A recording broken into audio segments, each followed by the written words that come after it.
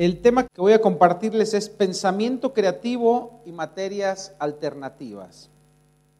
Hoy en día cada vez más empresas líderes demandan ciertas características en sus profesionales que quieren contratar. Algunas son comunicación, colaboración, creatividad y pensamiento crítico. Buscan un pensamiento creativo, innovador, con la capacidad de tener iniciativa o de tomar decisiones. Ninguna de estas características actualmente se adquieren en la escuela o en las instituciones educativas hoy en día. Contrario a lo que tendría que ser o a lo que nosotros pensamos, la escuela convencional no solo no incentiva el pensamiento creativo en los niños, sino que por el contrario termina matando su creatividad. Por el formato en que fue concebida la escuela.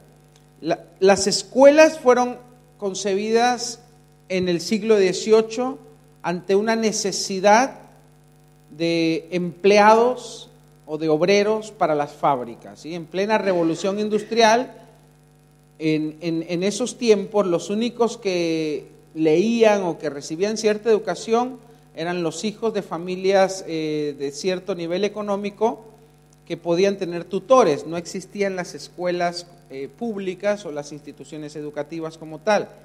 Entonces los gobiernos, ante esa necesidad, crean las escuelas públicas a fin de crear, de poder formar empleados u obreros que pudieran leer un manual, seguir ciertas instrucciones, que pudieran escribir, sumar y restar. Ese era el enfoque, porque ese era lo único que necesitaban las fábricas, ¿sí? Que el empleado, que el obrero pudiese llegar a tiempo, cumplir una carga horaria de 6 a 8 horas, con un recreo o un receso en el medio para comer, que pudiera hacer un pase de lista, formarse, tomar distancia, entrar a tiempo y hacer una tarea repetitiva, que era como funcionaban las fábricas en ese entonces.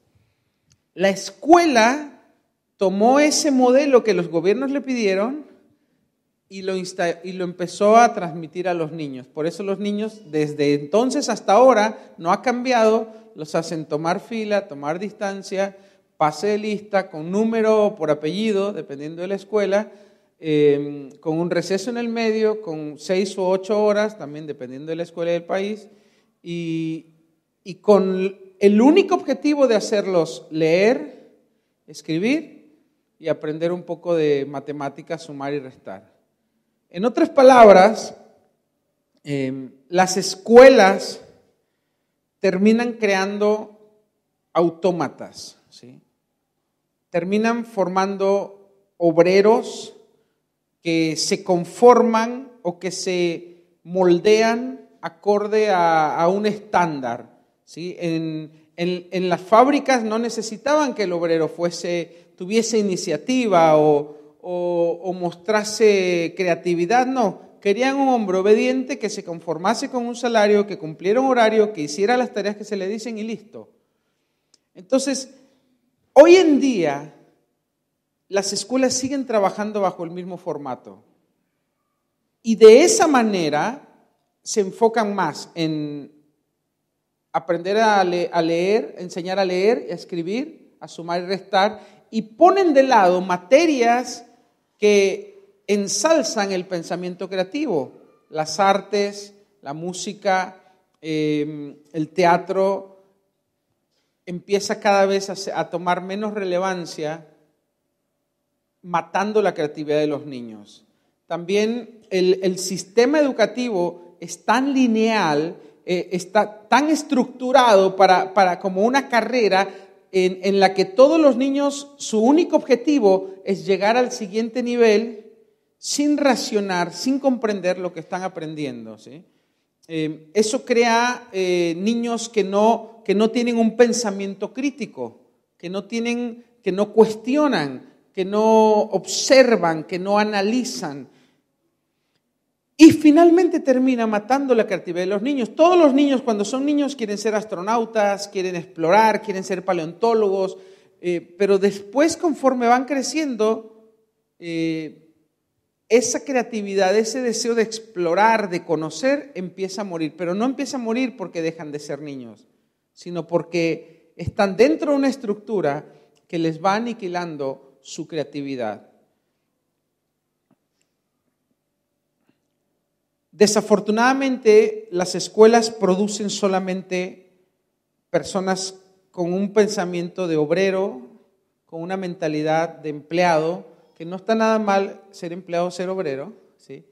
Pero condicionan ya y preparan a los niños para conformarse, para no buscar superarse, para no buscar destacarse. Su personalidad también es moldeada de cierta manera en que ellos tienen que adaptarse al general. Cuando un niño es diferente en las escuelas, es sancionado, es corregido, se le manda al director, se llama a sus padres. Entonces la individualidad, el pensamiento crítico, inmediatamente es cortado. Entonces los niños empiezan a moldearse y adaptarse al sistema, y esas cosas que lo hacían ser diferente y que probablemente iba a ser una característica especial para su desarrollo de adulto, fue cortado. Como comentaba Carolina, por ejemplo, el hecho de cometer errores. En el formato de la escuela se enseña que hay solo dos respuestas, la buena o la mala. Y si no es la correcta, es un error. Entonces el niño empieza a tener temor a cometer error, porque si no lo reprueban, porque si no la maestra le pone una carita mala o lo castigan o los demás niños lo censuran. Entonces el niño tiene miedo a cometer errores. Y la base del pensamiento científico, por ejemplo, es la prueba y el error, para llegar al descubrimiento de un principio, de una verdad, de una teoría. Entonces, cuando al niño ya se le está condicionando que el error es negativo, que no tiene que cometer errores, el niño, por ende, ya no va a tomar riesgos para hacer cosas diferentes o para buscar soluciones. Eso va a condicionar su comportamiento para que cuando sea grande, esa persona va a preferir quedarse en lo seguro, en la comodidad. Y todos sabemos que, por ejemplo, para avanzar en la vida tenemos que tomar riesgos, tenemos que ser innovadores cuando queremos emprender un negocio o tener un emprendimiento. Cuando queremos destacarnos dentro de una empresa, tenemos que pensar fuera de la caja, tenemos que saber tomar decisiones, trabajar bajo presión, cosas que son lo opuesto a lo que se enseña en la escuela. Entonces, en pocas palabras, la escuela mata la creatividad y condiciona a los niños para ser conformistas, para ser autómatas, para no buscar, explorar, para no pensar diferente, para adaptarse y moldearse al pensamiento de los demás y no cuestionar, ¿sí? Desafortunadamente, ese formato no ha cambiado desde el siglo XVIII hasta ahora. Personalmente, una de las principales razones por las cuales yo, como padre, decidí que mis hijos hagan homeschooling fue esa. Habrá otras, cada uno tendrá las suyas, pero yo quiero que mis hijos tengan mejores oportunidades. Yo quiero que mis hijos sean creativos. Yo quiero que mis hijos tengan pensamiento crítico. Yo quiero que mis hijos les vaya bien en la vida, que sean emprendedores. No quiero que sean empleados siempre. Yo fui empleado, trabajé en el sector público, trabajé en el gobierno, trabajé en el sector privado. Pero llegué a un momento en que me di cuenta que siendo empleado no podría prosperar, que estaba trabajando para que otros se enriquezcan y yo conformándome con las migajas. Entonces decidí en ser un emprendedor y tuve que cambiar mi manera de pensar, tuve que tomar riesgos. Entonces yo quiero que mis hijos tengan desde pequeños la libertad para elegir y para arriesgarse y para conquistar y tener éxito en la vida. Entonces yo sé que si yo los envío a un lugar donde los van a condicionar a que no piense, a que no tenga, a que no tome decisiones, a que no se destaque por sus diferencias o por sus cualidades, a donde le digan que el error está mal, que cometer errores está mal y que lo condicionen a él a nunca tomar riesgos por temor a cometer errores, a que le creen o lo condicionen para tener una mente de esclavo, trabajando para otro, mientras el otro se la lleva toda. Yo no quiero nada de eso, yo quiero que mis hijos estén bien. Y esa fue una de las decisiones por las cuales yo elegí el homeschool. Entonces, yendo al punto principal del pensamiento creativo, ¿cómo nosotros podemos fomentar? ¿Sí? La mayoría, no sé, ¿cuántos de acá están haciendo homeschool o on-school o están desescolarizados? Bueno, la mitad y la mitad seguramente están buscando alguna alternativa o están por tomar el paso o quieren informarse más. Hay una nueva metodología, ¿sí?, de educación que se llama, si no me equivoco, a ver la que la tengo, EBC, Enseñanza Basada en Competencias, es solo una de varias. Algunos ya lo habrán leído, lo compartimos en algún momento en la página. Esta nueva metodología lo que dice es que hay 4 habilidades centrales como la comunicación, la colaboración, la creatividad y el pensamiento crítico, que es lo que más está buscando las empresas líderes en sus personales que tienen más alta jerarquía o en su personal que necesitan para innovar. Hay una gran competencia, ¿sí? Desde las aplicaciones que se crean, los productos que se lanzan, se necesita mucha creatividad, justamente el pensamiento creativo.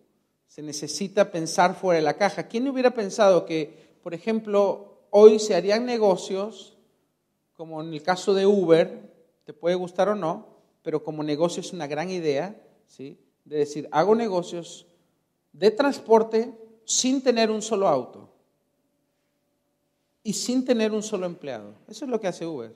No tiene empleados, tiene socios, que son los choferes, no tiene autos, cada persona compra ese auto. Sin embargo, es una empresa que ha crecido en el mundo por una idea diferente, ¿sí?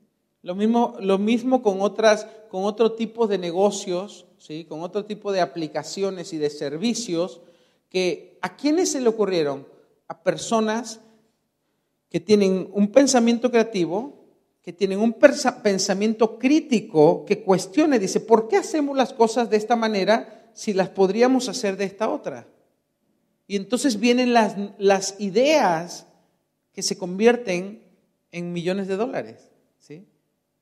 Yo quiero que mis hijos tengan la capacidad, no necesariamente en el mundo de los negocios, pero puede ser también en la salud, ¿sí? Puede ser en algo filantrófico, ¿sí? Hay nuevas organizaciones que están surgiendo, que están ayudando con simplemente nuevas ideas, con pensamientos diferentes, fuera de la caja, para generar un cambio en la sociedad o para traer algo nuevo, ya sea un producto, un servicio o simplemente una ideología. Es obvio que se necesita comunicación para tener una buena relación. Se necesita colaboración, ¿sí? Vivimos en un mundo donde las comunidades y el trabajo colectivo o las ideas colectivas son muy importantes. Eso no se fomenta en las escuelas. La creatividad, sobre todo, sirve para pensar en soluciones nuevas e innovadoras. El pensamiento crítico sirve para resolver problemas y para pensar en soluciones efectivas y significativas, ya sea en una empresa, en un trabajo o en la vida. Lo importante es que estas habilidades y competencias no se desarrollan en los niños, en las escuelas, cosa que en la casa lo podemos hacer. Este tipo de educación, del EBC, Enseñanza Basada en Competencias, tiene la característica de que ponen a niños de diferentes edades, hay ciertas escuelas que ya lo están practicando, y las materias no se encasillan en sectores, sino que se da una enseñanza general. ¿Por qué? Porque en el mundo uno no sale pensando, esto es matemáticas, esto es ciencias naturales, esto es literatura. No, uno tiene que saber utilizar todas las herramientas que tiene para la solución de un problema o para aplicarlo en una circunstancia en específica. Este tipo de trabajo basado en competencias, enseñanza basada en competencias, lo que haces es proyectos, ponen a varios niños colaborando entre sí y los que lo están implementando se sorprenden de la capacidad de solución de problemas que tienen los niños en problemas complejos, en problemas que ni siquiera adultos han podido resolver, simplemente porque se está estimulando su pensamiento creativo, su pensamiento crítico y las habilidades de cada niño. Entonces, ¿cómo, en sentido práctico, cómo lo podemos hacer si nosotros somos homeschoolers en casa? O simplemente, aunque tu hijo esté escolarizado, tú puedes trabajar con él en casa. Crea un problema. Obviamente tienes que tener una solución, no le vas a dar un problema imposible de resolver. Y explícale al niño de manera que él lo entienda cuál es el problema y qué es a dónde quieres llegar, qué es lo que tú quieres obtener, cuál es el objetivo que tú quieres lograr.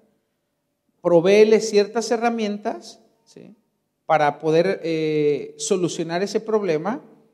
Pueden ser ficticias o reales.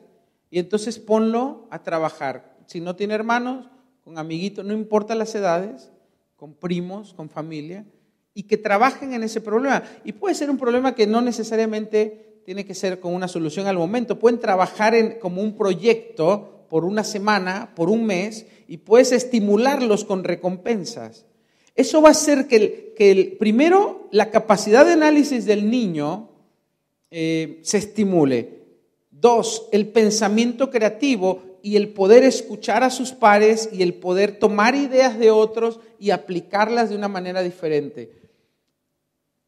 Uno no lo puede ver al momento, pero conforme el proyecto se va desarrollando, te das cuenta de todo lo que puede avanzar un niño simplemente con estimular su creatividad, con estimular su pensamiento crítico, con estimular sus características que lo hacen ser único y diferente, su capacidad de procesar diferente a los adultos, de imaginar, de soñar, de crear. Es hermoso. Entonces, les animo a que lo pongan en práctica.